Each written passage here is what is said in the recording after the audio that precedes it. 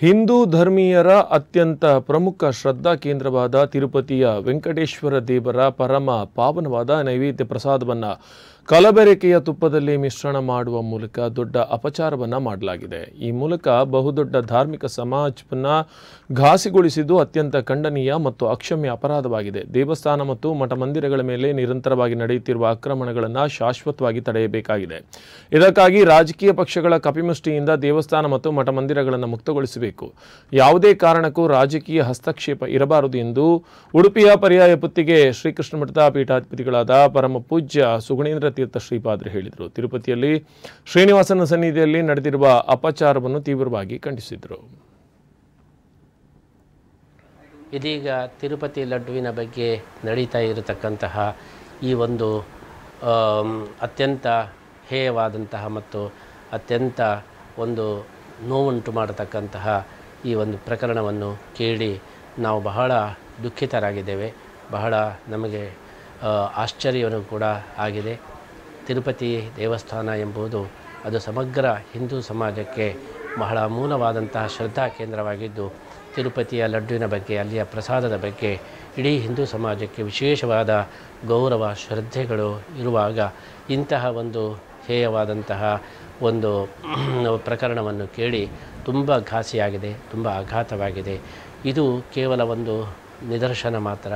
ಈ ಹಿನ್ನೆಲೆಯಲ್ಲಿ ನಾವು ಆಲೋಚನೆ ಮಾಡಿದಾಗ ನಮ್ಮ ಹಿಂದೂ ಧರ್ಮದ ರಕ್ಷಣೆಗೆ, ನಮ್ಮ ದೇವಸ್ಥಾನಗಳು ಮತ್ತು ಮಠಗಳ ರಕ್ಷಣೆಗೆ ನಾವು ಸರಕಾರಗಳ ಹಿಡಿತದಿಂದ ತಪ್ಪಿಸಿಕೊಳ್ಳುವುದೇ ಬಹಳ ಮುಖ್ಯವಾದಂತಹ ಒಂದು ವಿಚಾರವಾಗಿದೆ. ಇವತ್ತು ನಮ್ಮ ಜಾತ್ಯತೀತ ಸರಕಾರದಲ್ಲಿ ಒಂದು ನಿರ್ದಿಷ್ಟವಾದಂತಹ ಧರ್ಮವನ್ನು ಮಾತ್ರ ಅವರು ನಿಯಂತ್ರಣ ಮಾಡುವುದು ಇದು ಯಾವ ದೃಷ್ಟಿಯಲ್ಲಿಯೂ ಕೂಡ ನ್ಯಾಯವಲ್ಲ.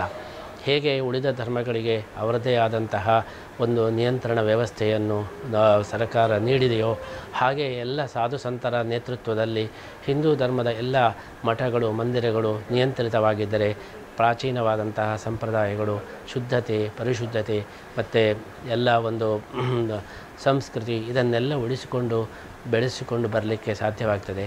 ಹೇಗೆ ಸ್ವಾತಂತ್ರ್ಯ ಪೂರ್ವದಿಂದಲೂ ಸಾವಿರಾರು ವರ್ಷಗಳಿಂದ ನಮ್ಮ ದೇವಸ್ಥಾನಗಳು ತಮ್ಮ ಪಾವಿತ್ರ್ಯವನ್ನು ಉಳಿಸಿಕೊಂಡು ಇಷ್ಟರ ತನಕ ಬಂದಿದೆಯೋ ಅದೇ ಒಂದು ಪಾವಿತ್ರ್ಯವನ್ನು ಸ್ವಾತಂತ್ರ್ಯ ಪೂರ್ವದ ವ್ಯವಸ್ಥೆಯಲ್ಲೇ ನಾವು ಮುಂದುವರಿಸಿದರೆ ಆ ಪಾವಿತ್ರ್ಯವನ್ನು ಮತ್ತೆ ಪುನಃ ಉಳಿಸಿಕೊಂಡು ಬೆಳೆಸಿಕೊಂಡು ಬರಲಿಕ್ಕೆ ಸಾಧ್ಯ ಇದೆ.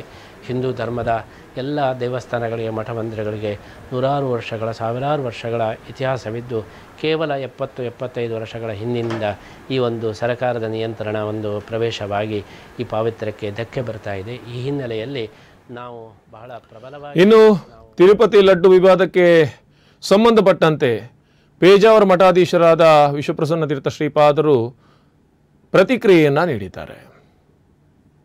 ತಿರುಮಲ ದೇವಸ್ಥಾನದಲ್ಲಿ ಲಡ್ಡು ಪ್ರಸಾದಕ್ಕೆ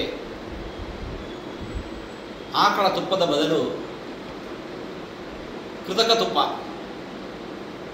ಅದನ್ನು ತುಪ್ಪ ಅಂತ ಕರೆಯಬಾರದು, ಅನೇಕ ಪ್ರಾಣಿಜನ್ಯ ಕೊಬ್ಬಿನ ಮಿಶ್ರಣದಿಂದ ಪ್ರಸಾದವನ್ನು ತಯಾರಿಸಿರುವ ವಿಚಾರ ಕೇಳಿ ಅತ್ಯಂತ ಖೇದವಾಗಿದೆ.